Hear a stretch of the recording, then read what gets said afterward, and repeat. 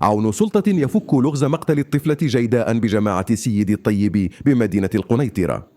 تمكنت مصالح الدرك الملكي وفي ظرف قياسي من القبض على المشتبه في تصفية الطفلة جيداء دحان التي كانت قد اختفت بجماعة سيد الطيب ليلة أمس مباشرة بعد صلاة التراويح.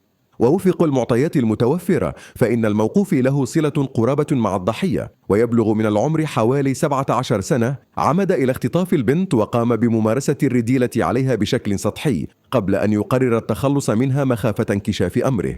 وأضافت المصادر أن الدرك اقتاد المشتبه فيه إلى مقر القيادة الجهوية بالقنيطرة البحث معه حول كافة ملابسات اقترافه لهذه الجريمة التي هزت جماعة سيد الطيب.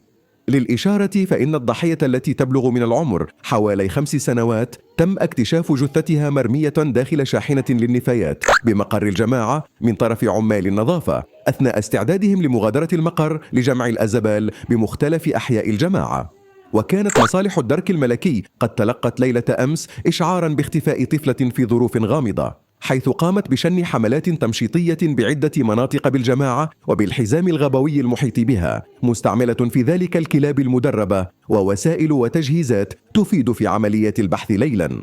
وبعد العثور على جثة البنت الصغيرة انطلقت تحريات عناصر الدرك، حيث باشرت تحرياتها الميدانية قبل أن تتوصل بمعلومات من عون سلطة تابعة لباشوية سيدي الطيب قادت إلى الكشف عن هوية الجاني ساعات قليلة بعد قيامه بفعلته الشنعاء.